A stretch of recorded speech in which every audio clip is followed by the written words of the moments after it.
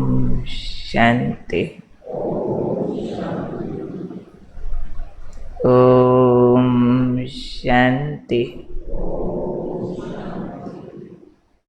आज का स्वमान। मैं राज ऋषि हूँ, राजा भी हूँ,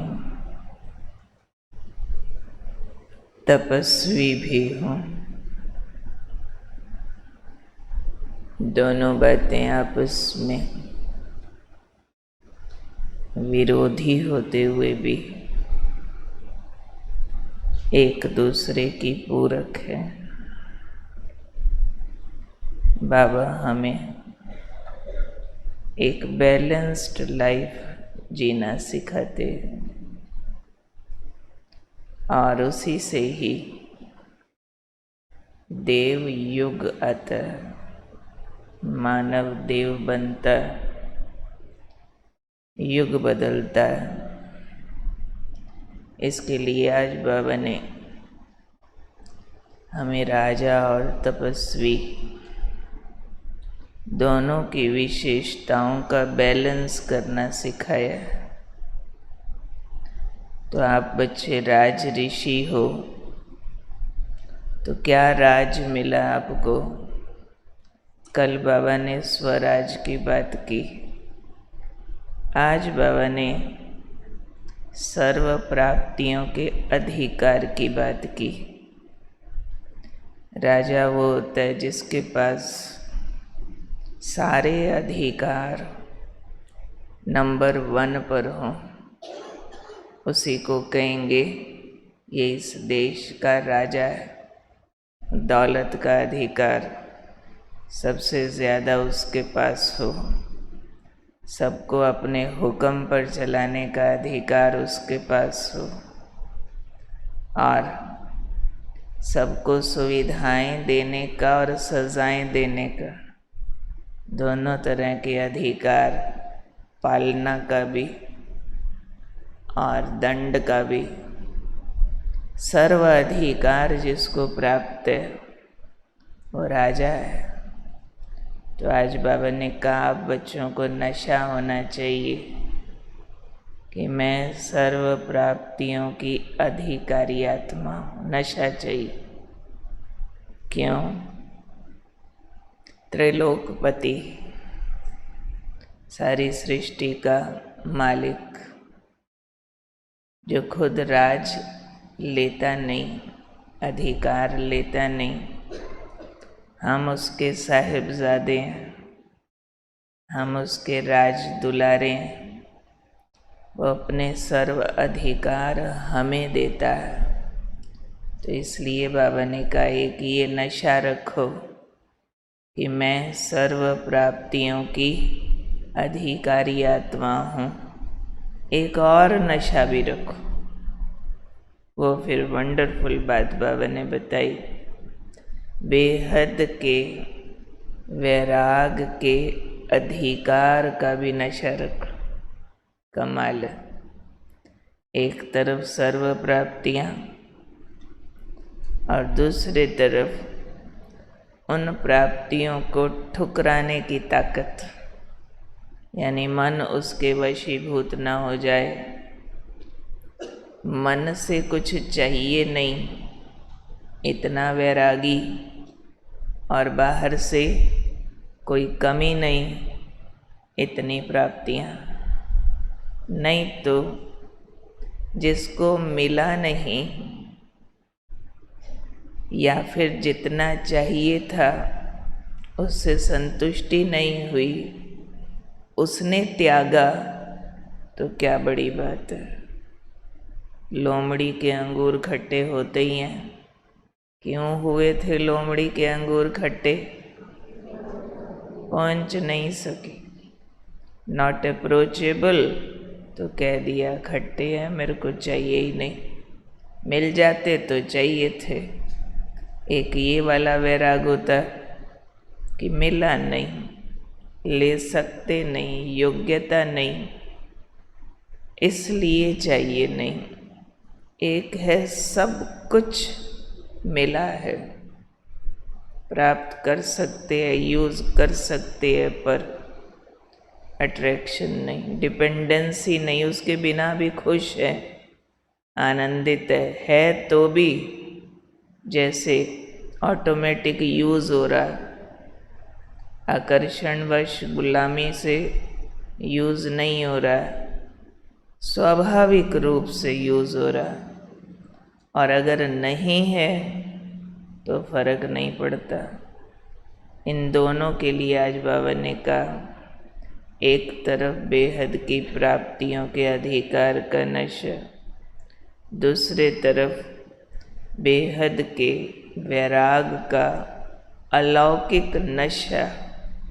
बच्चों को ये दोनों अभ्यास चाहिए, दोनों अभ्यास करो कि प्राप्ति भी अथाह है और वैराग भी इतना, बाबा ने कहा कि स्वप्न मात्र भी आकर्षण न हो।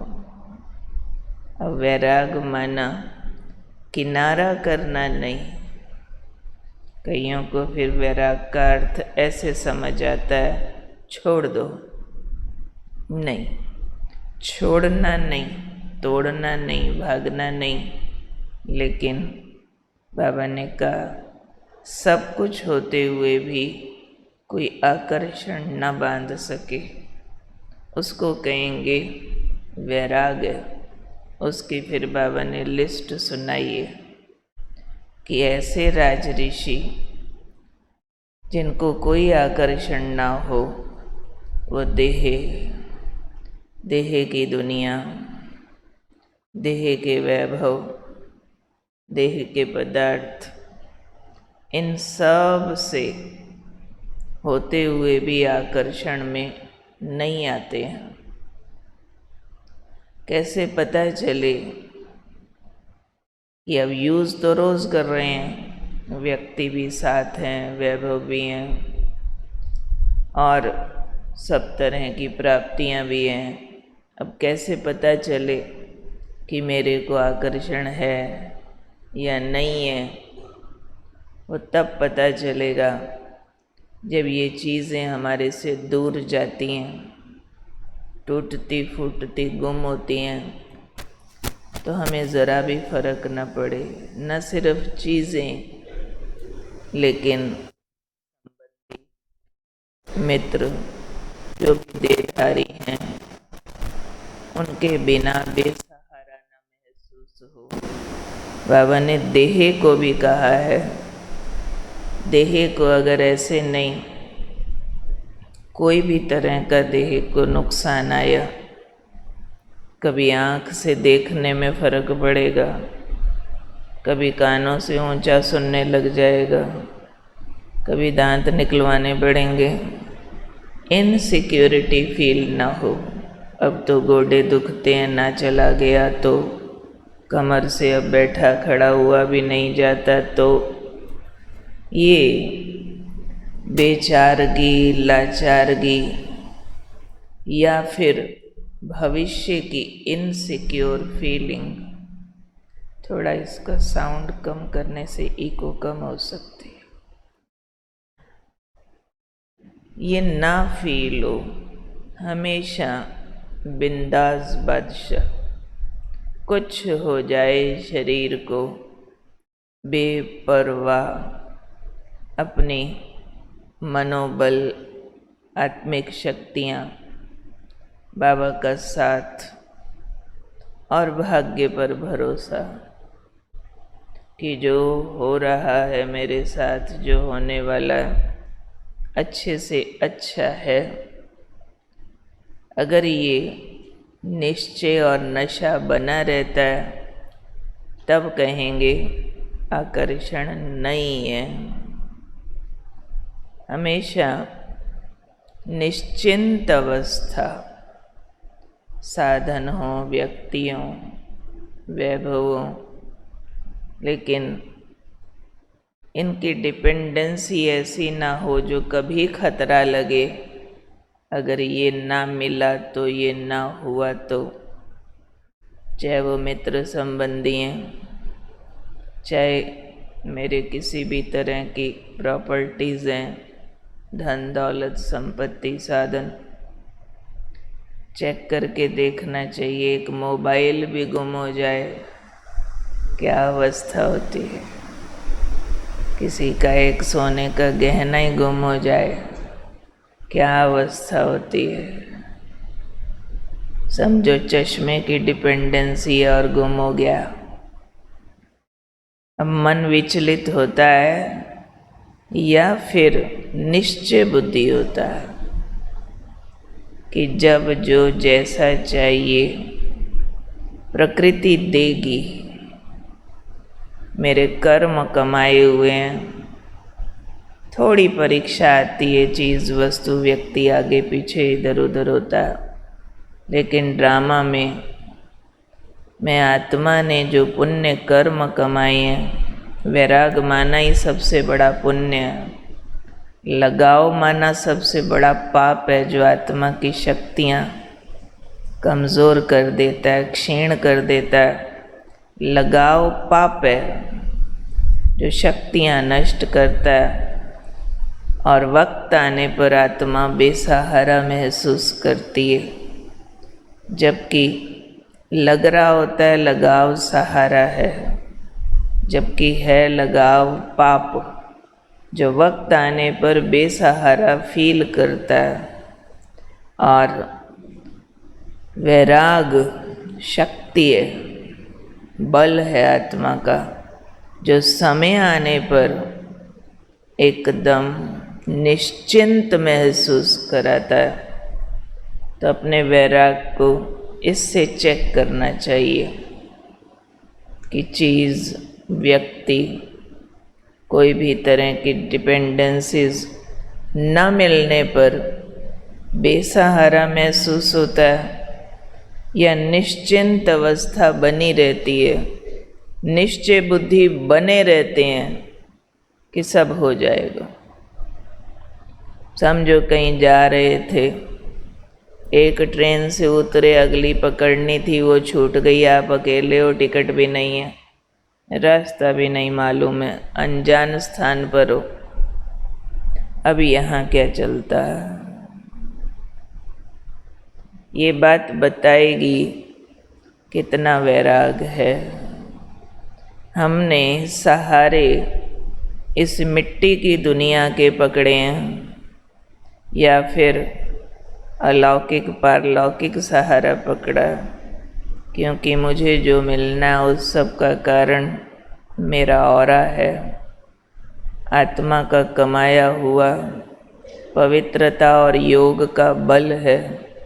वो ऑरा मेरे हालात पैदा करता है और उस अनुसार मेरे सब काम होते हैं, न कि कोई व्यक्ति वस्तु मेरे हालात का कारण होता है।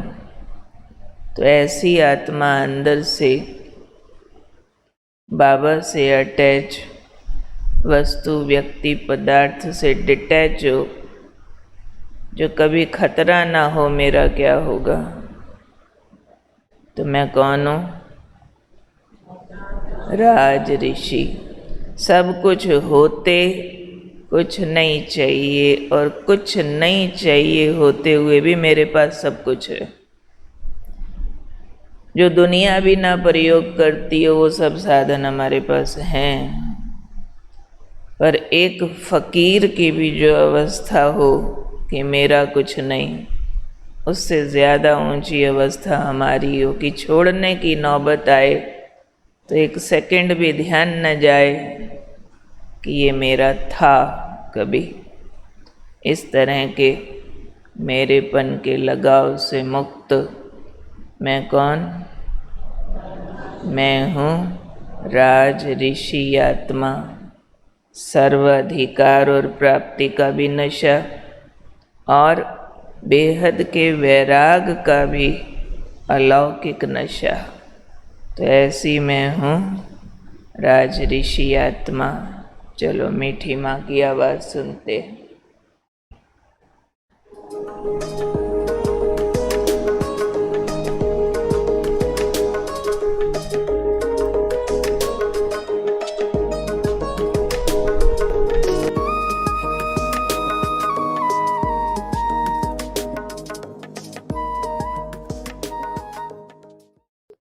कोई मुरली मिस नहीं करे, क्योंकि मुरली में भले रोज पॉइंट्स तो वही आती हैं, परंतु ये कई कई तरीके नए होते ना, कोई न कोई तरीका नया जरूर रोज की मुरली में से मिलेगा जो अटेंशन से। तो कोई तो समझेंगे तो बातें तो वही है, का भाई मतलब यही है कि निर्विकारी रहो और परमात्मा को याद करो। हाँ बस वो दो अक्षर पकड़ लेते हैं, बी होली बी योगी, बस इनका मतलब यही है ना। वो तो अभी हम घर बैठे भी कर सकते हैं, पर तो नहीं, ये रोज जो पढ़ाई मिलती है उनमें तरीके मिलते हैं कहीं अच्छी तरह से। अपने वो बुद्धि में भी कभी बात अच्छी ठुस जाती है, पहले यहाँ भले सुनी होगी, परंतु कोई दिन ऐसा होगा कहेंगे आज मेरे बुद्धि में बैठी ये पॉइंट ऐसी है, हाँ तो ऐसा बैठेगा। और फिर दूसरे को समझाने का भी कई तरीके मिलते हैं। तो जो पूरा अच्छा नॉलेज के ऊपर अटेंशन देने वाले हैं वो सुनने को और सुनाने को पूरा ध्यान देंगे। देखो हम भी अभी 28 हम भी देखो बाबा की टेप नहीं सुनते हैं, बोली सुनते अटेंशन, क्यों से कभी कभी कोई पॉइंट ऐसी अच्छी मिल जाती है जो दूसरों को समझाने के लिए काम में आती है। क्योंकि कई प्रकार के मनुष्य है ना, संस्कार है, कभी किसको कैसी बात जचेंगी लगेंगी तो तीर मारने का है। नहीं तो जो तीर प्रैक्टिस करते हैं, देखो गन लिया था ना, ये प्रैक्टिस होती है भाई, कहाँ निशान लगाना है तो कैसे वो निशान पर लगेगा, तो ये भी निशान मारना है कि इसके संस्कार में ये मेरा ज्ञान की कैसे निशान लगेगा, इसको तीर लगेगा। हाँ तो तीर लगाने की प्रैक्टिस है। अगर हमको प्रैक्टिस नहीं होगा, हम मारेंगे तो उधर गोली चली जाएगी, हाँ उधर के बदली उधर चली जाएगी। हाँ नहीं, जिसको प्रैक्टिस होगी वो पूरा तीर मारेंगे, निशान मारेंगे। तो निशान मारने की भी प्रैक्टिस चाहिए ना, तो हमारा भी ये निशान मारना है ना। हाँ दूसरे को कोई के भी पॉइंट जचाना, हाँ तो ये भी प्रैक्टिस चाहिए।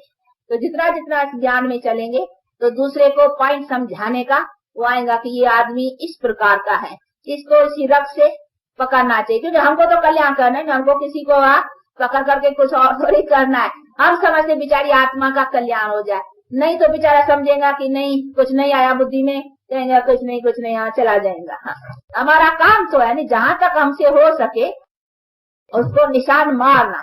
तो हम अपने तन मन धन से हाँ हर हालत में कोशिश करेंगे, तो कोशिश करना अपना धर्म है।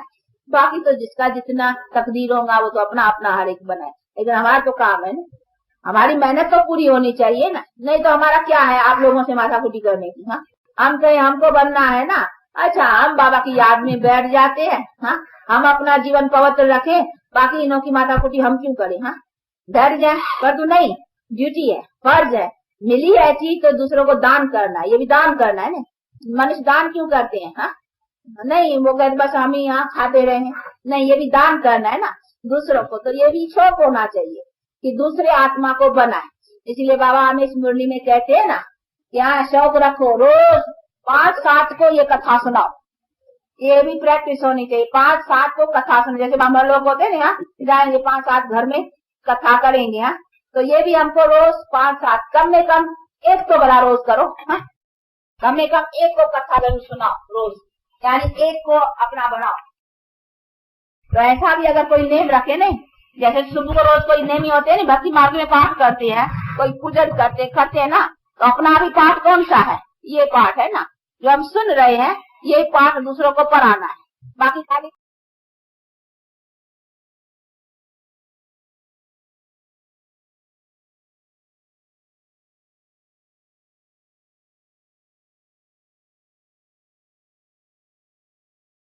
कोई कोई शब्द मिस होते हैं बीच से, थोड़ा सा भाई नितांत भाई कहीं से पता करो, इस हॉल का इको कम करें।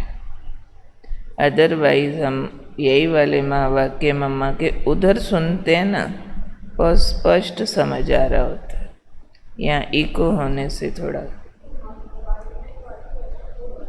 वो क्लियर सुनाई देती है। यहाँ का इको कुछ कम कराने का किसी एक्सपर्ट से पता करो। स्पीड भी अगर इस टाइम चलाने के लिए कम हो सकती है तो कम कर देने से फिर ज़्यादा क्लियर समझ आएगा। आज की मुरली के प्रश्न।